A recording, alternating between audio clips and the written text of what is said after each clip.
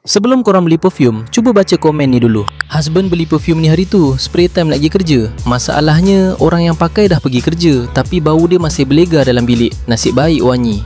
Inilah dia perfumenya, Rockstar Elephantos. Best seller nombor 1 Rockstar. Lebih dari 50,000 botol orang dah sapu. Ni bukan cakap sembang. Masalah perfume lelaki biasa, pagi spray wangi-wangi, naik kereta sampai office bau dah lesap. Panas, peluh meleleh, terus bau masam. Tapi perfume yang ni lain macam babe. Makin berpeluh, makin wangi. Dekat baju boleh melekat sehingga 24 jam. Bau dia pun memang tinggal belakang. Sebab itulah bau wangi dia masih duduk dalam bilik walaupun tuan dia dah belah pergi kerja. Sebab dia bukan perfume biasa. Ni extrait de parfum. Pekat 20-40% minyak wangi. Mesra wuduk pula tu. Lepas spray boleh terus solat. Tak payah risau apa-apa. Harga? Ni yang best. Harga asal RM199. Sekarang seller tengah ada diskaun 50%. RM99 je. Free shipping. Nak sodi pun boleh. Jadi kalau korang nak feel perfume tu, bau dia tinggal dalam bilik walaupun korang dah keluar rumah, baik grab cepat sebelum stok habis.